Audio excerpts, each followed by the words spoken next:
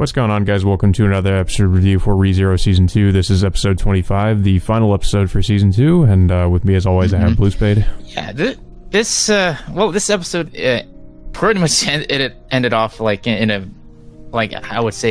satisfying manner, almost similar to like how the final episode of Season 1 ended off. It's just, you have like a lot of like, of the final ending moments of like Subaru like completing his mission and just pretty much like closing off like him and the rest of the cast having a happy moment together. But then we know that there are several stuff that has been cut out from not just this episode, but also like several episodes before that too. Yeah, unfortunately, this season, like, while it does pretty faithfully adapt a lot of the source material, there are some pretty important things that have been cut, unfortunately, and some things from this episode that were cut. But I'm mostly fine with, what was in the episode.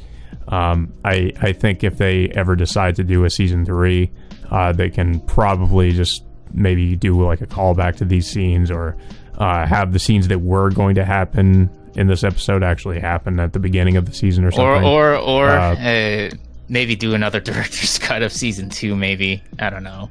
Yeah, well, I mean, if it's not going to be totally pointless like the first one was, because, I mean, as far as I understand, the director's cut for Season 1 didn't really add anything substantial. I mean, basically, it was just basically like, two of each episode pasted together with nothing new added to it. Yeah. Yeah, but speaking of Season 3, unfortunately, we still don't know if there is going to be a Season 3 of ReZero. I was kind of hoping at the end of this episode maybe we'd get like a tease for that or something, but unfortunately that's not what we get. So, but hopefully there will be, because ReZero is a really popular series at this point, and I was actually seeing it trending on Twitter as well. So I mean, I'm pretty sure there'd be a lot of demand. I mean, we for it. Didn't get an official Season 2 announcement until like 4 years after the first season. Yeah, I mein, to be fair, that was kind of a different situation, considering the light novel still was that there wasn't enough content to cover from the light novels. But at this point, the light novels there should be plenty to cover for there to be another season, or maybe several OVAs here and there. Well, yeah, that too, because of all the side stories. But yeah, pretty much. Well, the first part of this episode, like, the showdown between Subaru and Beatrice against the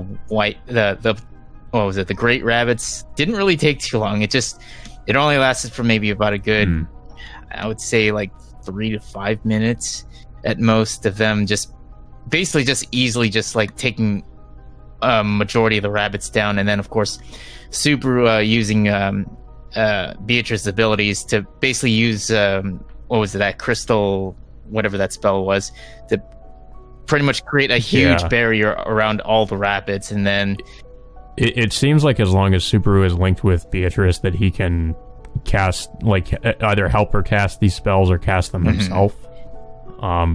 Somebody mentioned in the comments of the last episode that Subaru is now something known as a spirit arts user.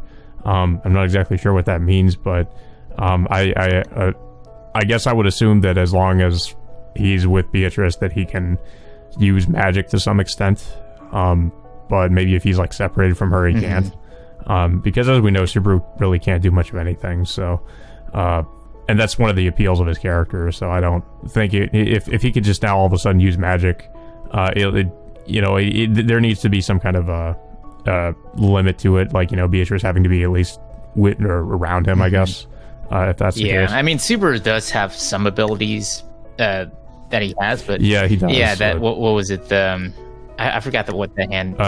The unseen hands, or he calls it divine providence, but yeah. Yeah, but he did have Shamuk, but I guess you could say he kind of upgraded, because Shamuk, while it was some like a smoke screen, and unseen hands are, they can actually do. There is actually more like an offensive ability, but it seems like it does take a toll on his body when he uses it. Yeah. So there's definitely like a downside to using that ability. Well, yeah. So once Subaru manages to create the barrier all around the Great Rabbits, he asks Amelia to pretty much lift the ground from underneath them, and then of course Beatrice pretty much, I guess, manages to force them to devour each other, and then she sends them into like into a dimensional plane similar to where the Great Library was. So they didn't really necessarily kill them all. They just, they were just sent to another, in a different area. I thought that they were just gonna somehow kill them all, but it didn't seem like that was the case. Yeah, but they did mention that the Great Rabbit will continually multiply. So I guess it makes sense for her to just like trap them in another dimension or something, so they can't get out. Yeah, and that was pretty much it with that scene. And then we pretty much follow up with most of like the closing moments of the episode with everyone just well, I think it was the next scene was Beatrice and Roswaal going up to Echidna's tomb, and then of course Roswaal confirms that, well, he's the same Roswaal, like, who apparently transferred his soul to many of his following descendants afterwards from I guess from centuries ago. Supposedly he's been doing it for 400 years because it's the same one that we saw in the flashback with Echidna, which was 400 years ago. So he's been doing it for that long, which was a little bit disturbing because that also means that apparently he must have transferred his soul into the female Roswaal as well. Yeah, I mean, as far as I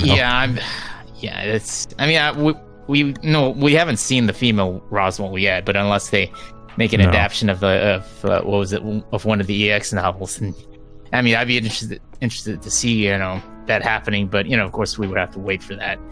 But we finally get to see I guess you could say some kind of closure with Roswaal and Beatrice next to Echidna's body, and then we finally see what Echidna's face really looks like. I mean, her facial structure is like slightly different than the one we see at the tea party.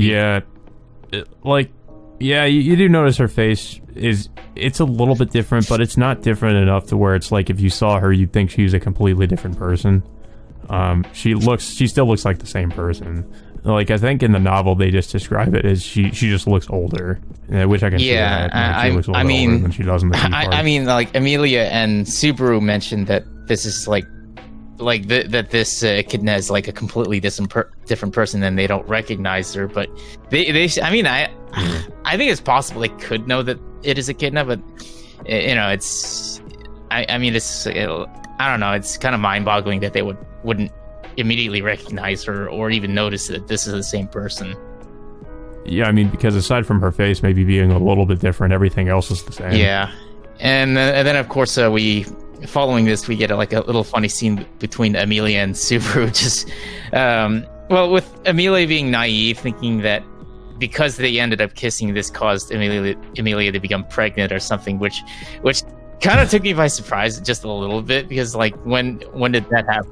I knew what was coming when she was like, because it's kind of that anime, the typical anime trope they use, like where if when two characters kiss, the woman thinks she's pregnant or something. Like we've seen that used before, so it's basically it's pretty much that same joke. It's more or less. At first, I legitimately believed her when she said that, and I was like, "How'd that happen?" But then I realized what they were doing. It's more of the like Amelia just being incredibly naive at the time, and it was more or less Puck's fault for pretty much misinforming her, even though he's technically supposed to be the father figure to her. Yeah, it seems like there's a lot of stuff that Amelia doesn't really know much about, or at least how it works. No, I mean, eventually she will learn, but she has a. It does make more sense, at least in the novel, because they point out that she has the mentality of a 14-year-old. Yeah, that's pretty much the case. Yeah. So, I mean, she's been living she's like over. What was it, a century-year-old or something like that? Yeah, she's still like hundreds of years old. Yeah, but her mentality is still like that of a child. So I mean, but it was. Yeah, because she had at least been been frozen in ice pretty much that whole time. Yeah, but of course, moving on, we pretty much see like everyone from the mansion just basically just take their anger out on Roswaal with first with Garfield and Beatrice, and I think Frederica was there, but I don't think she really did anything to Roswaal. But I also noticed Otto. No, she actually forgave Roswaal. No, I mean, but also like Otto like took a shot in at Roswaal as well, and you can see Roswaal's face just completely swelled up like on both sides of his face, and pretty much they just like lay it on him like for everything Roswaal has. Well, actually, he tried to do in that loop. So I mean, but yeah, like you said, like Frederica forgave him, but like a few exceptions, like Petra didn't is most harsh against Roswaal because of what he tried to do at the mansion. Yeah. Yeah, also Roswaal reveals he has like some kind of he has basically like this symbol on his chest, like because you know Otto I think points out like there's no way we know if he's gonna try to like you know trick us again or go against us again. So Roswaal takes his shirt off and reveals that he has some kind of symbol on his chest that apparently prevents him from what was it, like he can't really do anything, and or if he does, then his soul will, you know, his soul will cease to exist and he'll burn in hell. And he said that if Subaru had lost the bet, I guess, that they made, that Subaru would have that Subaru would be the one with that on his chest. But you know, I'm curious as like if that would really work if Subaru does end up getting that, wouldn't he just reset and then just start over at one point? Yeah, I don't. Yeah, I'm wondering if doing that would negate the him having that. Yeah, but of course, it's an interesting question. Like we don't know for sure. But yeah, I think there was something else that happened. But yeah, it was just Emilia just steps in and just basically just tells Roswaal to just apologize to everyone, and that's what Roswaal ends up doing afterwards. But yeah, I think that's it. And then we finally get to the knighting ceremony, and I think it was I forgot what mansion this was. It was someone who is a I guess like Roswaal says like a closest or like a branch family of the Mathers family. And then we get introduced to like one of the heads of the family, I guess. But I mean, I forgot what her name was. I never really learned her name at all. It's just we do hear her name, but I also forgot what it was. But apparently, she's I think like did Roswaal mention this, or am I just taking this? Because I watched a review of this and somebody mentioned that apparently she's like she. I don't know if it's like she's in love with Emilia or she likes her. I don't know. I think this was from another review that you linked to me. Yeah, like I guess we don't really learn about that. Yeah, like we don't really learn anything else really about her in this episode. I guess they'll probably say that for season 3. But the majority of the people that are attending this knighting ceremony are people that are from the village. I thought there would be like there would be some people like you know, from I don't know, from the other from the capital. Yeah, from the capital, like attending this ceremony, but it's just mostly just people you know, that are associated with the Mathers family or who are from the village itself. Yeah. Yeah, it was kind of interesting that they actually properly like knighted Subaru, because if I guess it's kind of, you know, actually giving closure to that one episode where Subaru proclaimed, like, you know, the self-proclaimed knight in season 1, where Subaru claimed that he was Emilia's knight. But you know, Subaru hadn't really accomplished anything at that point, and there was no, I mean, he was just making that claim without really, you know, anything to really back it up or anything like that. Well, he certainly has a resume for it now, because I mean, yeah, I wish they kind of would have clarified, but I guess people could kind of guess why he's being knighted at this point. But the novel actually does clarify that the reason he is being knighted is due to his exploits, you know, like him taking down the White Whale, the witch cult, and what happened, you know, what he did in the sanctuary. Yeah, I mean that definitely helped, you know, gives him definite qualifications to become a knight at this point, and he can certainly brag about it too, if if he wanted to. But I'm pretty sure he will. But yeah, it's kind of odd that they would leave that detail out. But I don't know if they would have really slipped it in there with the amount of time they had for this episode. Mm-hmm. Yeah, but we find out that that the whole thing with the exploits is mostly like Roswell's idea, because he wanted that to be a way for it to help Amelia for for royal selection thing. Yeah, I mean it's also kind of beneficial in that regard too. And then of course we see like a conversation between Roswell and Subaru talking about the things that has happened and supposedly the things that will happen in the future.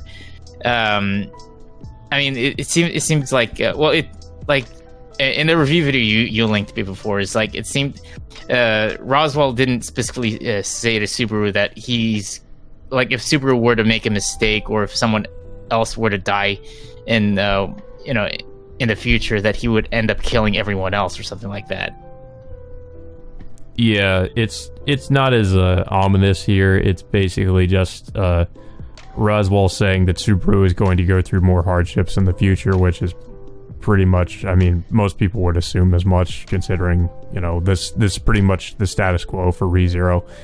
Is Subaru just suffering through different in the different arcs? So but mostly it's just Roswell just confirming to Subaru that he's not going to give up on his plan to reunite with Echidna in the future. But he also states that he will do his best to help out Subaru and Amelia however he can in his own way. Mm-hmm. But it still leaves out the part where of that ominous hint of what Roswell would do if Subaru would end up failing in the future or something like that. Subaru does eventually gets properly knighted by Amelia, and then pretty much they have a conversation outside in the balcony, supposedly Amelia saying that that they'll have a proper conversation later on in the evening in her room or something like that, and Subaru just pretty much just flat out accepts that offer afterwards. I'm wondering what that conversation was going to be about. Was it just a conversation about what happened in her past, or was he think it was something else? we don't find out about that. It just basically just ends. The episode ends with everyone having a good time in the party, and then just Subaru and Amelia having a dance in the hall. I mean, they honestly need to have better dancing lessons, because just seeing that it's kind of funny and a little cringeworthy to watch and dance like that. But yeah, I mean, I'm not surprised Subaru doesn't know how to dance. I don't think they really. I mean, Amelia's pretty naive, so I didn't think she'd probably know how to dance either. But yeah, that was pretty much the end of the episode, and the episode just ends off with just just still images with everyone at the party with the opening theme song just playing over it, and. Yeah, and this was another episode that was about 30 minutes long, but it really just did not feel that way.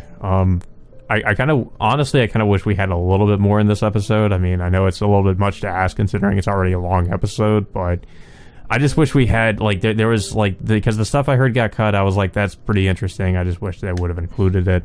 I mean, what we got was great. I mean, it was a good way to conclude things, but there was still some stuff I kind of wish they had actually put into this.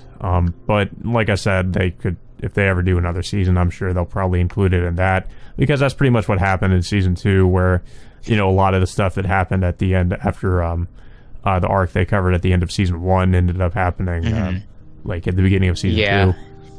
Yeah, I mean, I still like this episode, but it's just the feeling of this episode just felt too similar to how the first season ended, with it just everyone having a happy ending. But I would have loved for them to add just something that would hint a lot more what's going to happen in probably in a future season. Yeah, like I was kind of surprised. Like I was hoping for some after credits, and it almost would have been perfect if they had put that one scene that was supposedly cut with them revealing Ryuzu Shima at the end and revealing that it's now Echidna possessing Ryuzu's body. Like that would have been some pretty interesting setup for what might be to come in a potential season 3. There was the thing about Elsa. You mentioned the week prior that she was supposed to be like that. That Subaru was supposed to end up running into her undead corpse or something like that. Yeah, that would have been an interesting thing to include, but I guess it's just they didn't have the time to put that in there.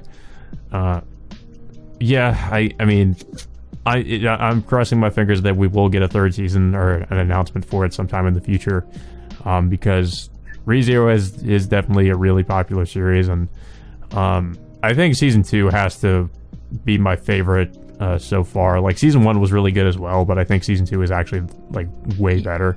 I just think it gave some pretty good character development with the characters we were introduced to in season 1, and even the characters that we get introduced to in season 2. And you know, this whole season was just it was just this one arc. Like in season 1, we kind of had a few different arcs that they covered, but in this is just this one, and it's a really interesting arc too. So I mean, it's it just set it, and I mean also just the longer episodes too. Like I really feel like White Fox definitely like outdid themselves with this season in particular. Yeah. I mean, if you were to give this a 10, what would you give it? I'd probably give it a 9. I'd give the first season like an 8. Yeah. I mean, I'm leaning. I'm leaning a little bit higher, maybe 9.5 at best. I mean, it could be a 10 had they added, had they not cut out like certain details like from the plot, and maybe they could have added a little bit more to this last episode. But I mean, I'm not gonna fault White Fox too much, because they put as much as they could into each and every episode. They put in like 30-minute long episodes with no like commercial cuts or whatever they were. I mean, like we've got as much as we could have gotten off of the season, unless they had an opportunity to make an episode 26, which it's possible they could have, but it's I mean, it's hard to know whether or not they could have with the amount of time they had. I mean, I think they definitely did a lot with the amount of time they did have, though. I mean, they covered as much as they possibly could, I think. It's just that some of the cuts were a little bit questionable, but for the most part, I mean, like, it's definitely better than them cutting a lot of stuff. I think it's just mainly them assuming the fans will come up with their own interpretation of what's happened or what's going to happen. Well, I mean, or they just go and read the source material, because as we know, a lot of anime is just promotion for the manga or the light novel. So definitely. But yeah, this is like definitely an anime of the year contender for me. I mean, honestly, I really wish they could have finished this off originally like last year, had it not been for the pandemic hitting us earlier that year. But I think we definitely got what we wanted out of this anime. Yeah, I think it was like I said, it's the best season so far. I just hope we can get a 3rd season eventually. I mean, if we can get a season 3 and apparently even a season 4 of Rising the Shield Hero, I think we can get a season 3 of ReZero.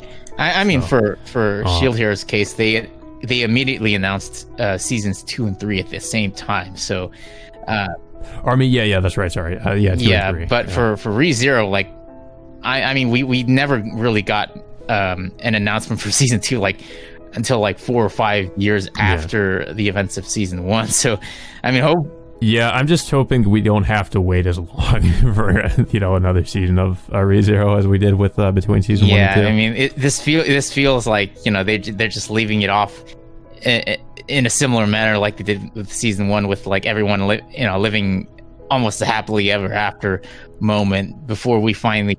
I mean, in a way, it is like, it makes sense. It's like they probably did it this way because really they probably aren't sure if they're going to get another season. So it's like this would probably be the best way to end the series off if they don't get greenlit for a continuation. I mean, there's still like story. some things that are left unresolved, like Pandora, the witch, the remaining witch cult members, and of course Rem still being in her comatose state. Yeah. I mean, there are plenty of things that still need to be addressed, but there's plenty of anime that have ended the same way, where there's plenty of loose plot threads and they never get addressed and they just kind of end unceremoniously. So hopefully that's not the case with ReZero. I mean, really, if we're being honest, if they want to cover the entire, like, what's happening with the entire story so far, that it would have to be like a long-running series or something similar to, what they're doing with that Jobless Reincarnation anime or whatever. It's like it would just have to be like a long-running series if they want to cover everything. But like I like the way they're doing it now, at least, because that is if they do intend to cover the entire story. I don't know, but I mean the story itself is pretty long, so I don't know if they ever will say if they're really going to cover the whole thing or not, if the light novels ever conclude. But I guess we'll just have to see. I mean, like I said, I'm hyped for potentially having a season 3. Hopefully there will be one, but yeah, I thought this was I would have to agree, it's the contender for anime of the year, unless something else comes out that dethrones it, which I'm not really sure what that could be.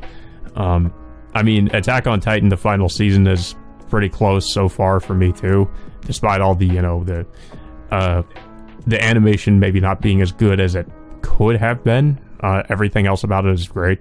So yeah, I mean, I guess I'll have to see when that final episode comes out, but so far those are, I mean, it's pretty close with ReZero season 2 and Attack on Titan, the final season. Yeah, definitely. I'm definitely I'm definitely glad that I'm finally watched the final episode of this season. So, I mean, hopefully we'll get to see a season 3, but probably in the meantime we'll have to wait for it. But hopefully it won't take another 5 years for us to find out for another, if there is going to be another season or not.